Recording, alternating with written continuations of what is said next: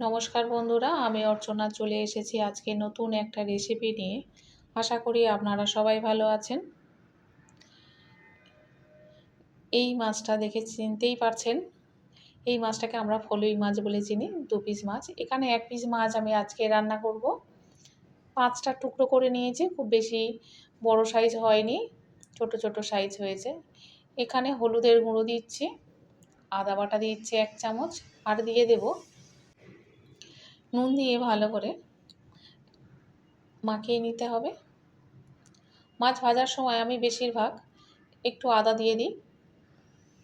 নুন হলুদ তো দেওয়া হয়, কিন্তু আদাটা অনেক সময় দেওয়া হয় না।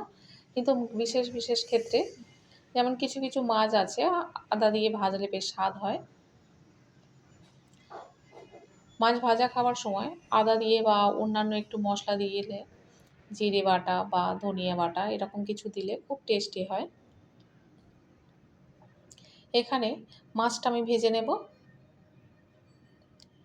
একটা একটা করে মাছের পিস আমি দিয়ে দিচ্ছি।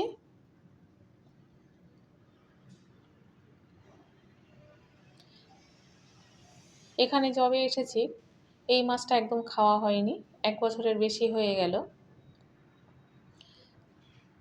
অনেক দিনের পর এটা দেখতে পেয়েছি, বাজারে যাই আমরা, বলি এই মাছই নেব।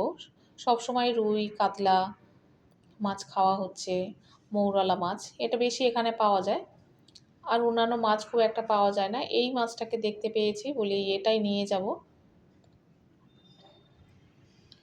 এটা একটু কড়া করে ভেজে নিচ্ছি। দেখেই বুঝতে পারছেন কতটা কড়া কড়া করে ভেজেছি, লাল লাল হয়ে গিয়েছে। মাছটা ভালো করে উল্টে পাল্টে ভেজে নিচ্ছি। মাছটার কাঁটা খুব বেশি, কিন্তু খুব ভালো খেতে।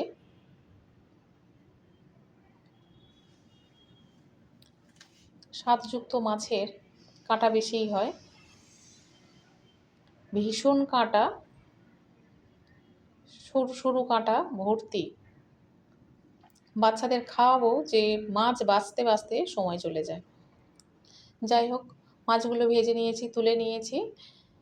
এবারে বেগুনের পিসগুলো নুন আর হলুদ মাখিয়ে রেখেছিলাম, এটা আমি একটু ভেজে নেব, খুব বেশি ভাজবো না।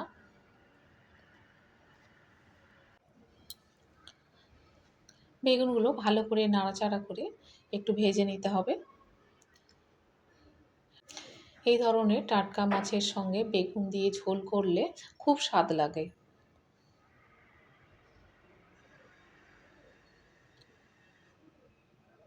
বেগুনগুলো একটু লাল লাল করে ভেজে নিয়েছি। মাছ আর বেগুন ভাজা হয়ে গিয়েছে। কড়াইতে খুব সামান্য একটু তেল দিয়ে দেব, আর দিয়ে দিচ্ছি একটা পেঁয়াজ। পেঁয়াজগুলো কুচিয়ে নিয়েছি, আর দিয়ে দিচ্ছি তেজপাতা।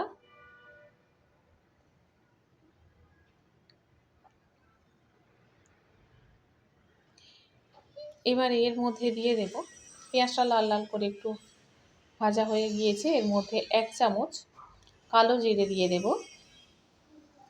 যখন আমি বেগুনের ঝোল করি তখন কালো জিরেটা দিই, আর অন্যান্য কিছু দিই না, 5 ফোড়ন বা সাদা জিরে দিই না। কালো জিরে দিলে ঝোলটা খুব ভালো লাগে, স্বাদও লাগে বেশ। কালো জিরে তাই 1 চামচ দিয়ে দিয়েছি, দিয়ে একটু ভালো করে নাড়াচাড়া করে নেব। এবার কেটে রাখা আলুগুলো এর মধ্যে দিয়ে দিচ্ছি। অল্প একটু ভাজা ভাজা হয়ে যাবে।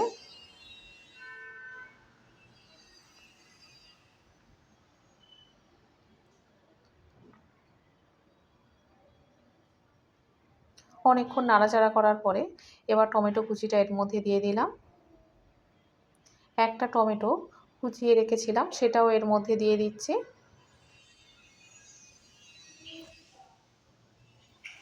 আরও একটু নাড়াচাড়া করে নেব। তেল আমি যে কোনো তরকারিতে খুব কম ব্যবহার করি, কিছু কিছু ক্ষেত্রে সেটা ব্যতিক্রম। যেমন মাংসের তরকারিতে একটু তেল না হলে ভালো লাগে না।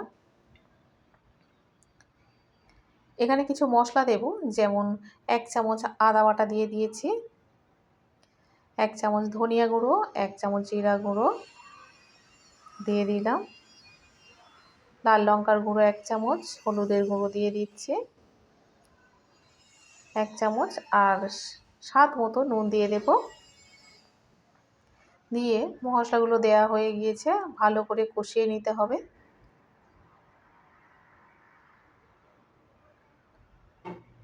এখানে যেহেতু তেলটা খুব কম দিয়েছি, তাই মশলা পুড়ে যাওয়ার সম্ভাবনা খুব বেশি, তাই অল্প একটু জল আমি দিয়ে দিলাম, যাতে না মশলাটা পুড়ে যায়। আর 4টে কাঁচা লঙ্কা আমি একটু চিড়ে দিয়েছি।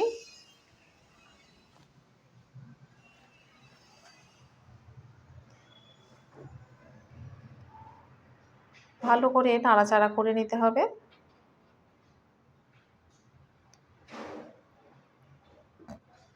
এবার একটু বেশি জল দিয়ে দিচ্ছি।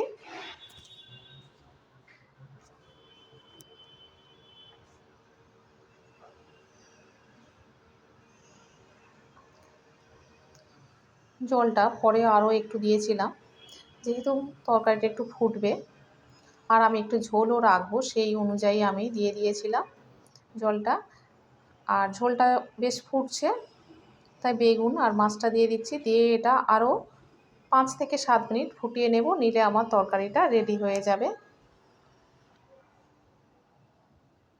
আর এই মাছগুলো একটু ফুটিয়ে নিলে অসুবিধা কিছু হয় না, গলেও যায় না। মাছগুলো খুব শক্ত, ভেঙে যাওয়ার সম্ভাবনা নেই। ঝোলটা একদম হয়ে গিয়েছে।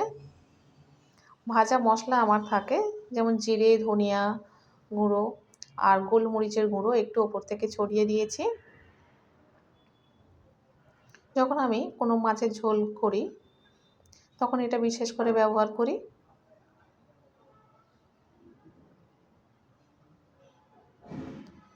এবারে এর মধ্যে দিয়ে দেব অল্প একটু ধনেপাতা কুচি। ধনেপাতা কুচি দিলে তরকারির স্বাদটা খুব সুন্দর হয়। আজকের রেসিপিটা কেমন লেগেছে আপনারা অবশ্যই করে কমেন্টে জানাবেন। আপনারা কমেন্ট করলে ভিডিও করার আগ্রহটা বেশ বাড়ে। দেখুন কত সুন্দর হয়েছে। সত্যি বলতে কি, এটা আমি দুপুরে রান্না করেছিলাম, দুপুরে সবাই মিলে খাবো বলে। এত সুন্দর খেতে হয়েছে। পাতলা পাতলা বেগুন দিয়ে মাছের ঝোল। এই মাছটার নাম হচ্ছে ফলুই মাছ। আপনারা অনেকে অনেক রকম নাম নিয়ে জানেন, আমরা ফলুই মাছ বলে চিনি।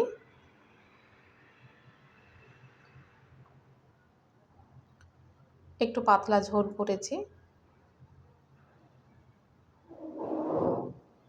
অসাধারণ খেতে হয়েছিল। যাই হোক, আমি অর্চনা, আপনারা দেখছেন মাইসেলফ দীপ্তেন্দ্র। অবশ্যই করে লাইক, শেয়ার এবং সাবস্ক্রাইব করবেন। দেখা হবে আবার পরে ভিডিওতে।